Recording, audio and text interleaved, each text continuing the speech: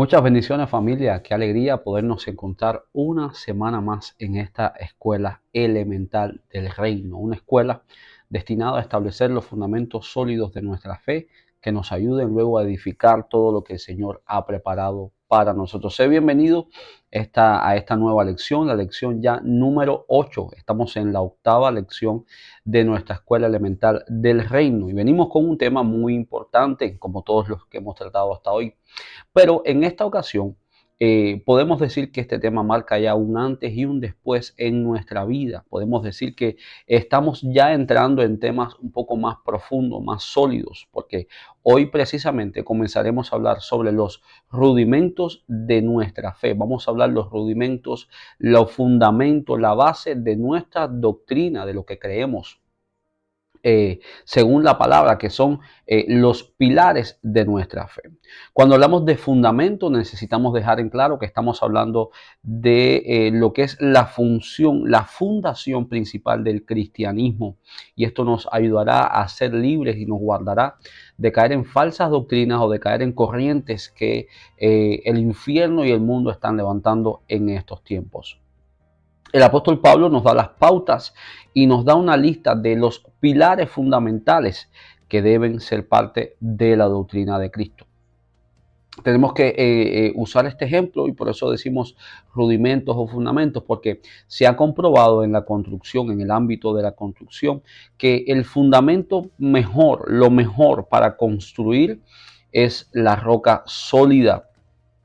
Y si se intenta con otros materiales como arena o tierra, esto no podrá resistir los vientos y las tempestades. Necesitamos saber, y me gusta siempre empezar con este ejemplo, porque es muy funcional cuando se construye una casa, dependiendo de qué tan alta será o de cuántos pisos va a tener. Esto da lugar a qué tan profundos deben ser los fundamentos o los cimientos que debe estar fundada esta casa. A mayor altura, mayor profundidad en el cimiento. Amén. Entonces, es importante que entendamos que la palabra de Dios nos está enseñando y lo dice textualmente, que Cristo es la piedra del ángulo. Fíjese que no dice que es la arena, dice que es la piedra del ángulo y la piedra sólida que sostiene todo el edificio del cuerpo. Por eso es importante que estudiemos los fundamentos de la doctrina de Cristo para que todo creyente esté bien arraigado y cuando venga la tormenta no caiga, pues tiene un fundamento firme. Cuando usted conozca sólidamente, claramente en qué consiste su fe, usted no caerá en las trampas del infierno, no cederá ante las maquinaciones de Satanás, ni va a responder a las diferentes circunstancias. Pues sí, la vida que nos rodea puede presentarse tormentas, pueden presentarse situaciones que quieran alejarnos de la verdad de Cristo, pero en tu caso no va a suceder, en nuestro caso no sucederá, pues tenemos a Cristo con nosotros y tenemos fundamentos sólidos. La palabra dice en el libro Primera de Corintios, primera carta a los Corintios, capítulo 3, versículo 11, dice, porque nadie puede poner otro fundamento que el que está puesto, el cual es Jesucristo. Necesitamos entender que el fundamento ya ha sido depositado, ya ha sido puesto. Y ese fundamento es Cristo, Cristo resucitado, Cristo entregándose por nuestra causa y resucitando con poder y gloria. Entonces surge esta pregunta, ¿qué son los rudimentos, pastor? Rudimentos. Los rudimentos son las doctrinas básicas cardinales que conforman la enseñanza base, la razón de ser y existir del discípulo de Cristo. Estos 6 elementos, porque son 6 elementos doctrinales o rudimentos, acorde a Hebreos 6:1, son los que diferencian a un cristiano de un budista, un espiritista o cualquier otra creencia religiosa. Por consiguiente, si alguien no está cimentado sobre esta base doctrinal, no tiene a Dios. Y son declaraciones contundentes, declaraciones duras, estrictas, porque es un momento de que en este proceso tuyo de crecimiento entiendas que el Señor te está llamando a convertirte en un discípulo. El Señor te está llamando a ser de aquellos que son firmes, que están firmes en su palabra, sin importar las tormentas, sin importar las situaciones que se levanten. Segundo libro de Juan, segunda carta a Juan.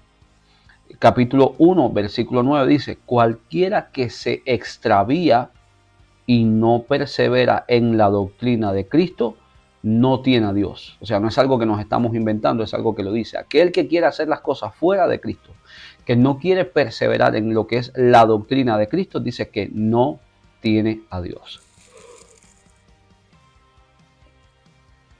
Dice, el que persevera en la doctrina de Cristo, este sí tiene al Padre y al Hijo. Amén. A continuación vamos a estudiar cada uno de estos puntos importantes, pues perseverar en ellos nos permite que podamos avanzar hacia la madurez. Y sí, el Señor te está llevando a madurar espiritualmente, te está llevando a ir al siguiente nivel, te está llevando a romper la ñoñería espiritual, ¿sí? y a afirmarte en su palabra, a crecer en su palabra.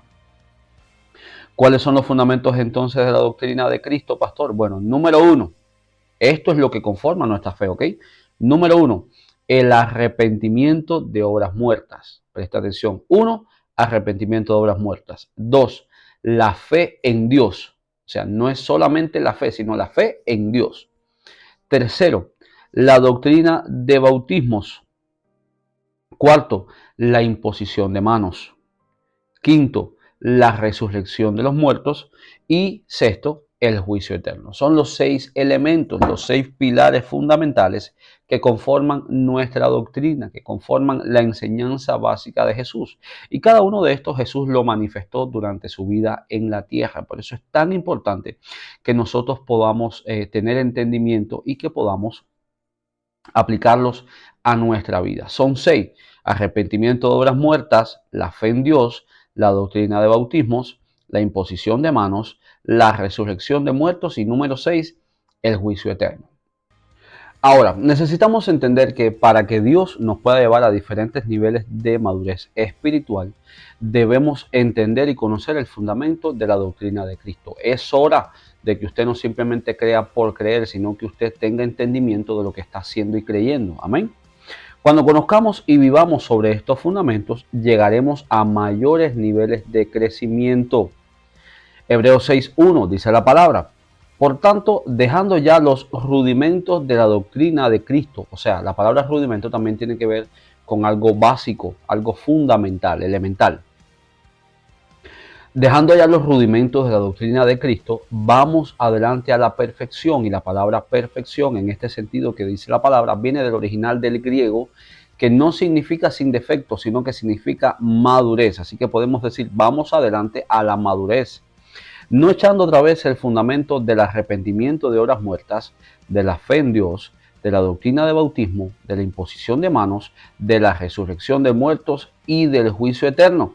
Y esto haremos si en verdad Dios lo permite. Así que estas próximas lecciones, vamos a tomar 3 lecciones para hablar a profundidad cada uno de estos elementos del rudimento de nuestra fe en Cristo. Hoy vamos a ver 2 y estaremos viendo 2 en cada lección. 2 son 6, 3 lecciones. Así que hoy vamos a comenzar con el arrepentimiento de obras muertas. Es el primer rudimento que vamos a estudiar. Listo. Vamos a ver un poco en el trasfondo para conocer por qué el escritor del libro de la carta a los Hebreos le está diciendo esto. Escucha esto. Los creyentes que habían creído en Jesús estaban recibiendo mucha persecución. Y esta es como la situación social del momento en el que se escribe este libro de los Hebreos, esta carta a los Hebreos, y para que podamos entender un poco lo que estaba pasando con los cristianos de ese momento. Dice que estaban recibiendo mucha persecución y eran rechazados por la sociedad de ese tiempo. Muchos de ellos estaban volviendo al judaísmo, a practicar los sacrificios y los ritos de la ley. Debido a esto, Pablo ve la necesidad de decirles lo siguiente: tienen que crecer, soportar la persecución y no volver a las obras muertas que no los llevan a Dios. Los cristianos de ese entonces estaban respondiendo a la presión social y por eso el apóstol dice, hey, es hora de crecer, es hora de avanzar, es hora de no volver a las obras muertas, las obras de la carne, las obras que no glorifican a Dios. El primer llamado del pecador es a arrepentirse del pecado. Y eso es lo que hicimos. Eso en el momento en el que nos arrepentimos públicamente, dijimos, Señor, yo me arrepiento de mis pecados y te reconozco como mi Señor y Salvador y declaro que tú eres todo para mí. Ahí comenzó nuestra vida. Ese fue el primer llamado del pecador, arrepentirnos del pecado. Ahora, el primer llamado del creyente, o sea, nosotros que ya creemos en Dios, es arrepentirnos de las obras muertas. Y vamos a ver cuáles son las obras muertas. Hay muchos creyentes que todavía están haciendo obras muertas, teniendo una vida vacía en Dios. Vamos a dejar primeramente claro qué es la palabra arrepentimiento. Viene de la palabra griega metanoia. Arrepentimiento viene del griego metanoia, que significa cambiar de mente, corazón y acción. Fíjese, después de comprender cuál es nuestra condición delante de Dios, cuando una persona está arrepentida, generalmente cambia su manera de pensar, su manera de actuar y dará fruto de un verdadero arrepentimiento. No podemos decir, sí, yo me arrepentí y seguir haciendo lo mismo. Sí, yo entiendo que está mal lo que hago, entiendo que está mal fumar, entiendo que está mal fornicar, pero lo sigo haciendo. Es importante que entendamos que el verdadero arrepentimiento trae frutos, o sea, trae una manifestación visible. Por eso es tan importante que busquemos ese arrepentimiento. Lo otro que las personas pueden estar experimentando es el remordimiento, y es importante que dejemos claro las diferencias entre el arrepentimiento y el remordimiento. El arrepentimiento vimos que es un cambio total, mientras que el remordimiento es simplemente tener una aceptación mental de nuestro pecado o condición y tener temor por las consecuencias. O sea, solamente no pensar que está mal, solo decir, wow, hice esto, ahora me espera esta consecuencia. O no voy a hacer esto porque tendré esta consecuencia. Ni siquiera pensamos que está mal, solamente pensamos en que no queremos recibir la consecuencia, y eso es remordimiento. El arrepentimiento, un ejemplo, una persona con remordimiento dice, yo no lo haría nuevamente. O sea, yo no volvería a pecar porque crea que está mal. Simplemente diría, lo haría de otra manera para evitar las consecuencias. El arrepentimiento es conocer con todo el corazón nuestra condición de pecado y sobre todo reconocer que hemos ofendido al Señor, le faltamos al Señor.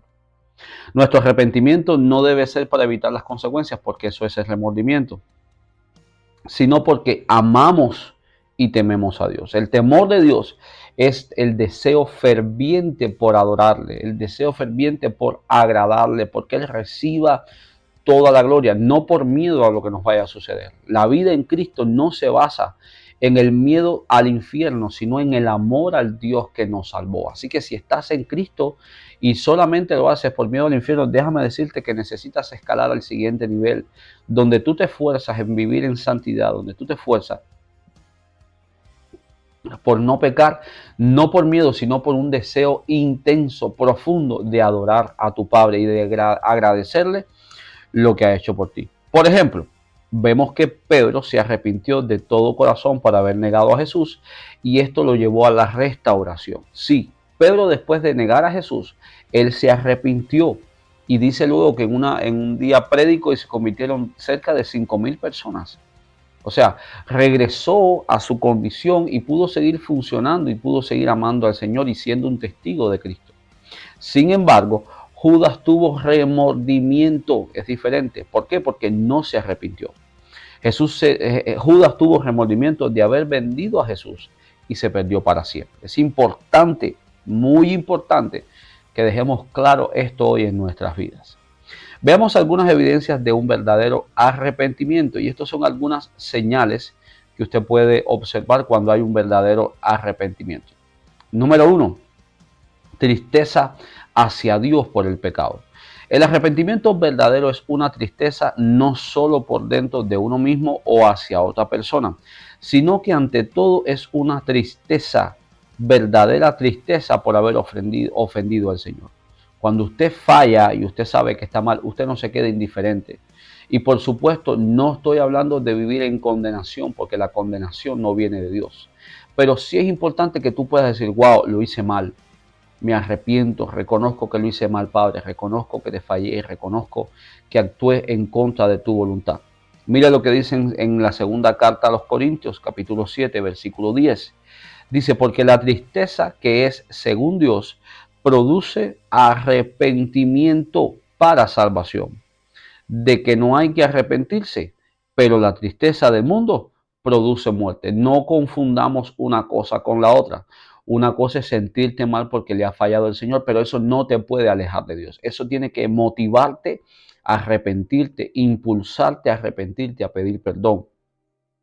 Y la tristeza del mundo es diferente porque la tristeza del mundo, de la carne, te empuja a la depresión, el suicidio, la autolesión. ¿Ok? Así que tengamos claro estas dos cosas. Número 2, la confesión del pecado. La confesión del pecado es importante porque es la manera como nosotros nos deshacemos del pecado. Con nuestra confesión le damos derecho legal al Señor para que nos limpie y nos perdone. Salmo 32:5 dice, mi pecado te declaré y no encubrí mi iniquidad. Dije, confesaré mis transgresiones a Jehová y tú perdonaste la maldad de mi pecado. Primera de Juan dice, capítulo 1, versículo 9, dice, si confesamos nuestros pecados, Él es fiel y justo para perdonar nuestros pecados y limpiarnos de toda maldad. Si nosotros confesamos nuestros pecados, número 1, confesamos nuestros pecados ¿a quién? A Dios. Cuando usted dice, Señor, esto que hice estuvo mal, me arrepiento, esto estuvo mal. Eso es una especie de confesión. Número 2, usted puede también buscar las autoridades de su vida, sus padres espirituales, sus pastores, y decirle, mira, estoy lidiando con esto. Te aseguro que cuando tú confiesas eso, eso trae un nivel de liberación impresionante, porque usted le está arrancando todo el peso, le está arrancando toda la legalidad al pecado y está haciendo que se rompa esa atmósfera. Como usted dice, estoy lidiando con esto y esta persona ora por usted. Oye, hay una liberación, se experimenta una liberación tremenda. Tercero, el apartarse del pecado. Una persona arrepentida siempre se apartará del pecado. La voluntad de apartarse de los lugares, personas y cosas que nos producen a pecar contra Dios es una actitud de un corazón que no solamente se siente triste por haber ofendido a Dios y confiesa su pecado delante de Él, sino también está dispuesto a apartarse de su falta.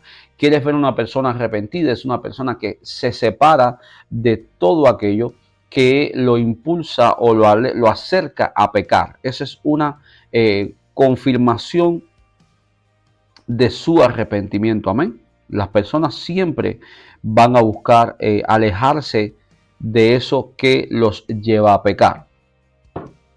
Proverbios 28:13 dice la palabra, el que encubre sus pecados no prosperará, mas el que los confiesa y se aparta alcanzará misericordia. Es importante no solo confesarlo, sino separarse, alejarse del pecado y de lo que nos ayuda a pecar, lo que nos impulse a pecar, lo que nos lleva a estar en esa condición de pecado.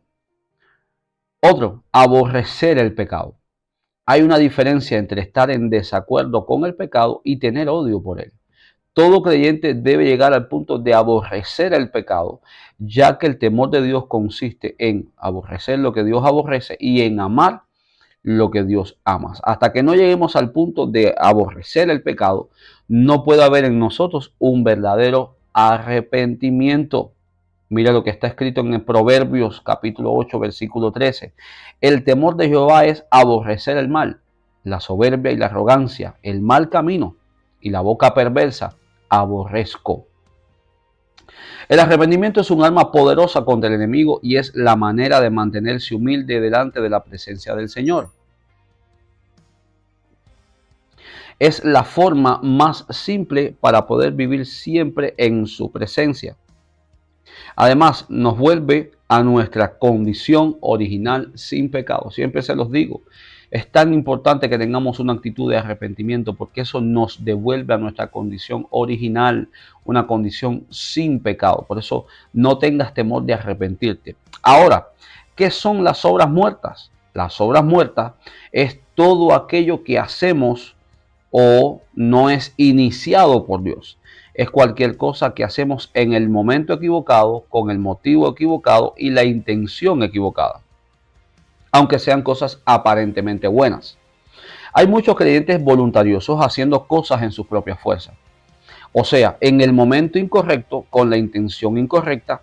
En otras palabras, las obras muertas son las obras que hacemos para Dios con la motivación incorrecta. Este tipo de obras son muertas porque no tienen la vida de Dios y cada una será juzgada en el tribunal de Cristo. Por eso es que te decía que el principal llamado del creyente es morir, arrepentirse de esas obras muertas. Son las obras que aparentemente son buenas, pero no han sido motivadas por Dios. Son cosas que aparentemente testifican de Dios, pero no es Dios quien nos está llamando a hacer, o lo estamos haciendo con una intención equivocada. No es lo mismo hacer algo correcto para Dios con la intención correcta que hacer algo incorrecto con la mala intención. Por ejemplo, usted puede quizás querer ayudar en la iglesia, usted quiere quizás servir en la iglesia, pero con la mala intención, una mala intención de ser visto, de ser aprobado, de ser reconocido. Eso es una obra muerta porque no viene de Dios. Usted puede quizás compartirle el mensaje a alguien o hablarle de Dios o comprarse una Biblia, lo que sea, pero con una mala intención, como para darle en la cabeza a alguien, para restregarle algo a alguien y que esa persona se sienta mal. Son obras aparentemente buenas, pero con mala intención, y la mala intención no viene de Dios. Por lo tanto, se considera una obra muerta. ¿Cómo evitamos las horas muertas? Número uno, haga todo en el nombre de Jesús. Cuando hace todo en el nombre de Jesús desde un principio, tiene el respaldo de Dios que le garantiza que no va a usar su nombre en vano. Colosenses capítulo 3, versículo 17 dice, y todo lo que hacéis, sea de palabra o de hecho, hacedlo todo en el nombre del Señor Jesús, dando gracias a Dios Padre por medio de él. Y ojo, no se trata de decir, en el nombre de Jesús doy un paso, en el nombre de Jesús leo la palabra, en el nombre de Jesús me tomo un vaso de agua, en el nombre de Jesús me voy a la iglesia. No, significa que lo hagamos desde la postura de la gratitud al sacrificio de Jesús. Estamos agradecidos de que Jesús pagó el precio por nosotros. Bueno, nosotros entonces vamos a hacer todas las cosas desde esa gratitud, desde el deseo de honrarle, desde el deseo que Él sea exaltado en lo que hacemos. Amén. 2, hágalo para la gloria de Dios. Amén. Es importante que sea para la gloria de Dios. Te decía, hágalo para la gloria de Dios. ¿Ok?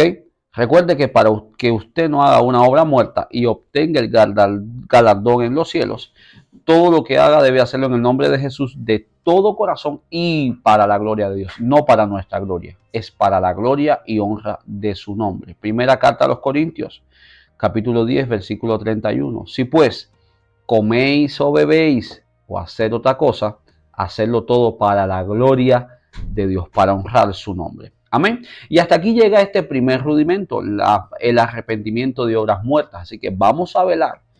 ¿Con qué intención hacemos lo que hacemos? ¿Lo hacemos para nosotros o para honrar el nombre de Dios?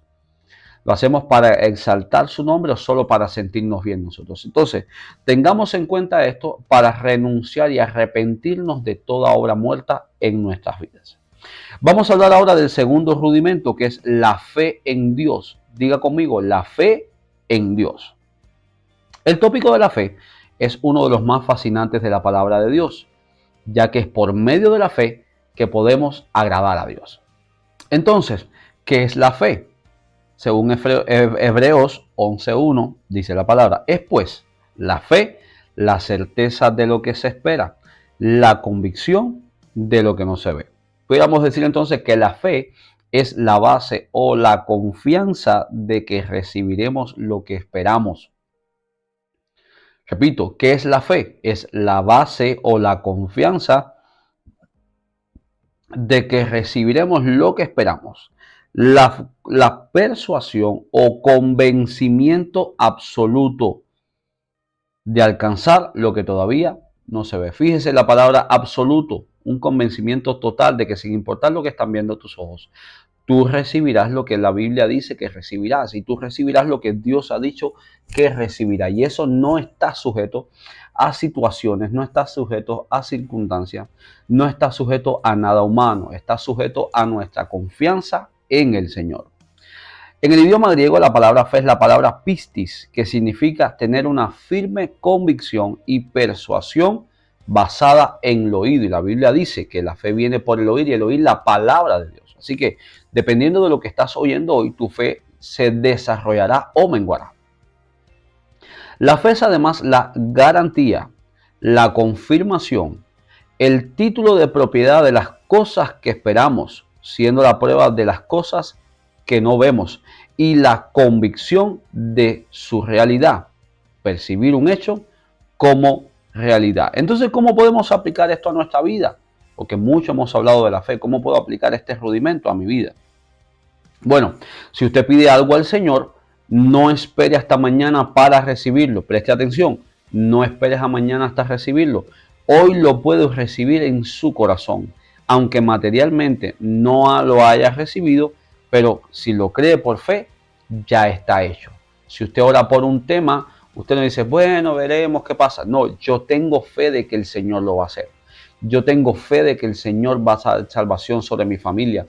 Yo tengo fe de que el Señor va a hacer cambio en las leyes para que su pueblo, sus hijos puedan estar legales aquí en este país. Diga, yo lo creo, aunque no lo vea. Eso es fe. Si usted espera ver para creer, y eso es un dicho que está en la calle, un dicho social de algo popular, vista hace fe. Eso está incorrecto, porque nosotros creemos sin ver. Dice 2 Corintios. La fe no se basa en la evidencia de nuestros sentidos. Usted no puede esperar tener fe por lo que ve, porque entonces no sería fe. Sino que la fe se basa en la verdad y la realidad invisible y eterna revelada en la palabra de Dios. El apóstol Pablo lo decía de esta manera, segunda carta a los Corintios, capítulo 5, versículo 7. Porque por fe andamos, no por vista. Así que este mundo va a intentar continuamente de que tú pongas tu mirada y que quieras descansar en lo que ven tus ojos, pero no es así como funciona. No es así como es correcto, sino que tú debes tener fe en lo que dice la palabra, aunque tus ojos no lo vean. Nuestros sentidos, o sea, la vista, los oídos, el oído, el tacto, el olfato, nuestros sentidos tratan con cosas materiales, temporales y cambiantes, pero la fe trata con verdades de Dios que son reveladas, que son invisibles, eternas y que no cambian. Recuerde que una convicción o evidencia es aquello que respalda la existencia de algo y esta viene a través del conocimiento. Juan capítulo 11 versículo 39 y 40 dice, dijo Jesús, quitar la piedra. Esto es cuando Jesús llega al lugar donde está enterrado su amigo Lázaro. Quitar la piedra. Y la Marta, la hermana del que había muerto, le dijo, Señor, y de ella, o sea, tiene mal olor, el cadáver de su hermano está diciendo, porque es de 4 días. Y mira la respuesta de Jesús, una respuesta acertadísima. Jesús le dijo, ¿no te he dicho que si crees verás la gloria de Dios? Jesús le dijo, ¿no te he dicho que si tú crees vas a ver los milagros? Marta miró y en lo natural dijo, ya es imposible porque han pasado 4 días y tiene mal olor el cadáver. Pero ella ni siquiera recordó lo que Jesús le había ya dicho. Por eso le dice, yo no te he dicho que si crees verás la gloria de Dios. Así que no seamos como Marta y no pongamos nuestra fe en lo que ven nuestros ojos, en nuestros sentidos. En estos versos Jesús deja bien claro que la fe consiste en creer primero y después ver y no al revés. Amén. Por eso es importante que nosotros abracemos lo que dice la Biblia. Quizás podemos ver y sentir en nuestro cuerpo todavía las enfermedades, la evidencia de una enfermedad física. Sin embargo, la Biblia dice que Jesús llevó nuestras enfermedades. Diga, Él llevó mis enfermedades. Aquí se presenta un conflicto aparente. Sabemos que la palabra dice que estamos sanos, entonces tenemos que tomar una decisión de escoger a quién creer. Si a los sentidos que nos dicen que todavía estamos enfermos o a la palabra de Dios que ha dicho, ha declarado que Él llevó nuestras enfermedades. Es algo tremendamente poderoso que necesitas reconsiderar hoy. La fe es la convicción o la evidencia. Si tenemos la evidencia de algo, pero no tenemos ese algo, eso no significa que no existe y que no es verdad. La evidencia prueba la existencia de algo. Entonces, la fe es la prueba de la existencia de aquello que todavía no se ve.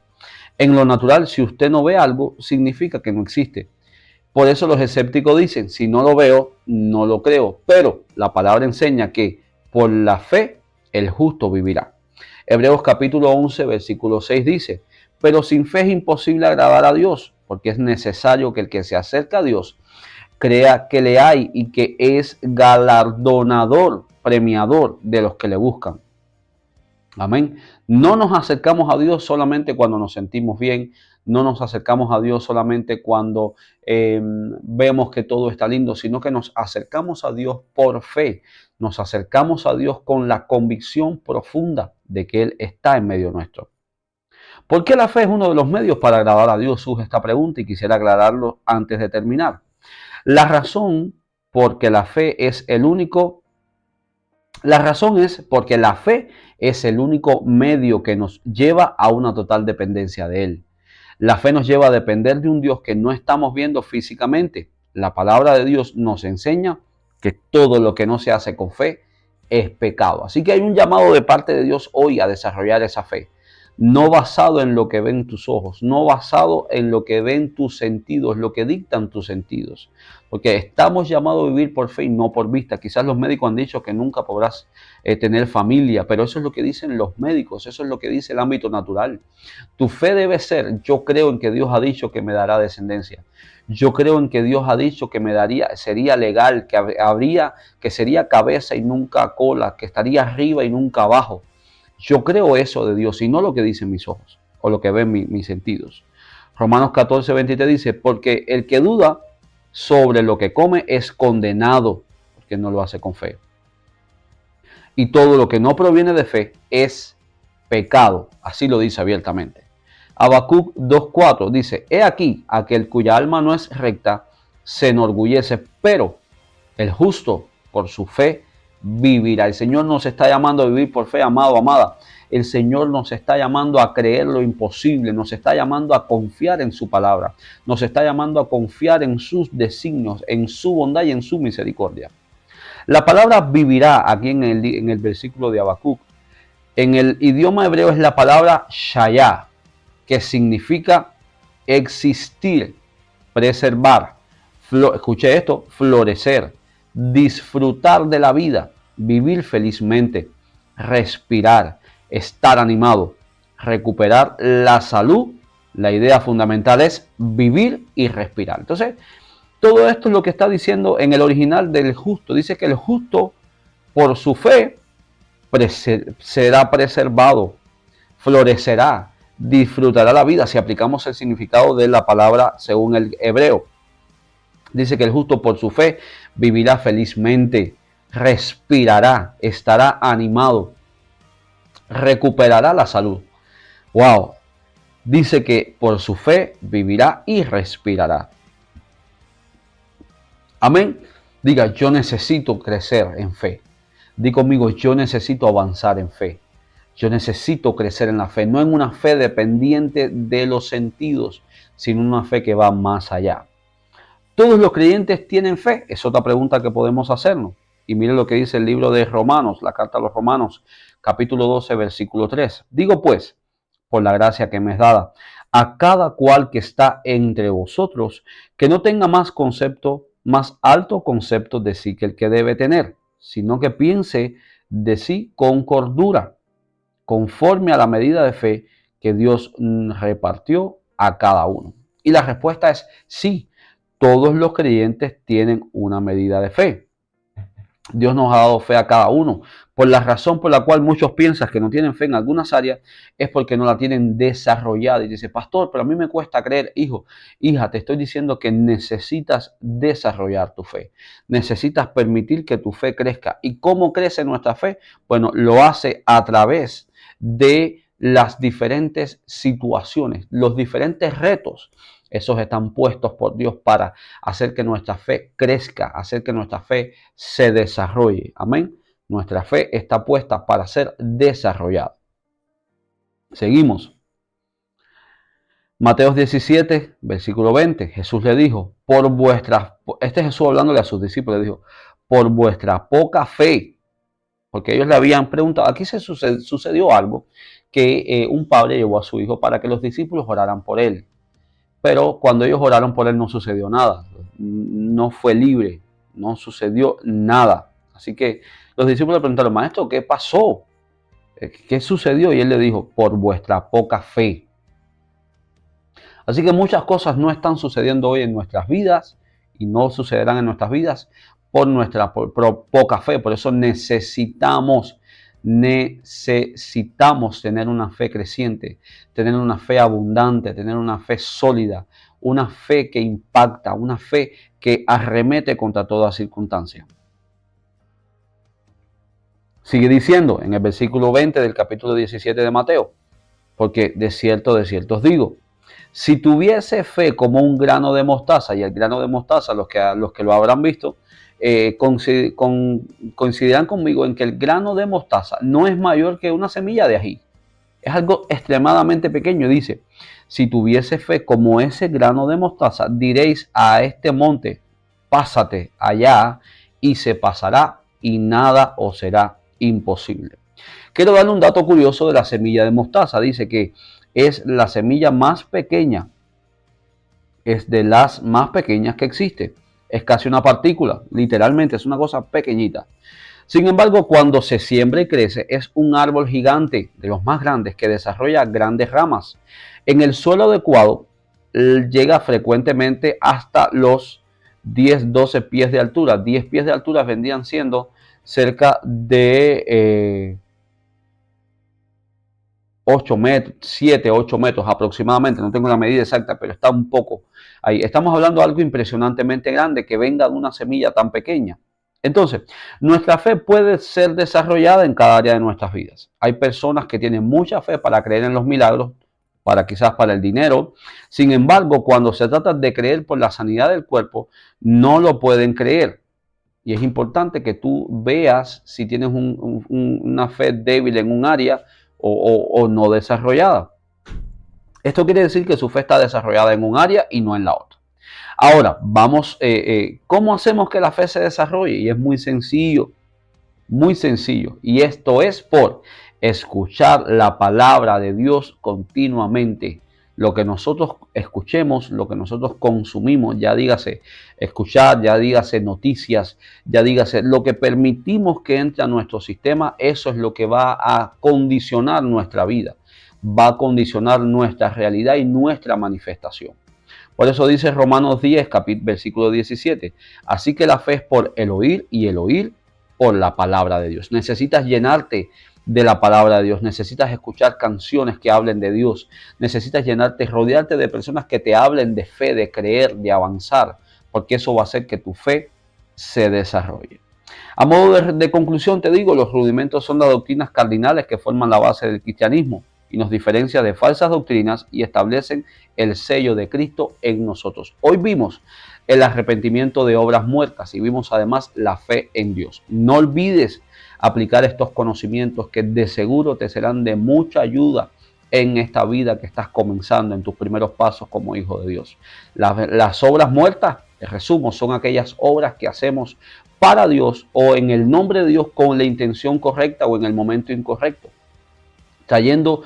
No trayendo un fruto, sino trayendo muerte. Por eso es importante que midamos todo lo que hacemos con el objetivo de glorificar a Dios. Todo lo que hacemos que no glorifica a Dios es también una obra muerta. Y la fe en Dios es el segundo rudimento. Necesitamos desarrollar una fe que no responde a nuestros sentidos, sino que responde a la palabra de Dios, a lo que Dios ha dicho. Hasta aquí esta lección número 8 de la Escuela Elemental del Reino, una escuela para establecer fundamentos básicos de nuestra doctrina, de nuestra fe, para luego ser edificados a la luz de la voluntad de nuestro Padre. Te espero la próxima semana, te espero que estudies esta lección, te espero recibir tus cuestionarios llenados con prontitud, que puedas compartir este conocimiento con alguien más y que sobre todo puedas regresar la próxima semana a recibir un nuevo episodio, una nueva lección de esta tu Escuela Elemental del Reino. Te espero, te bendecimos y declaramos que estos rudimentos se afirman en ti.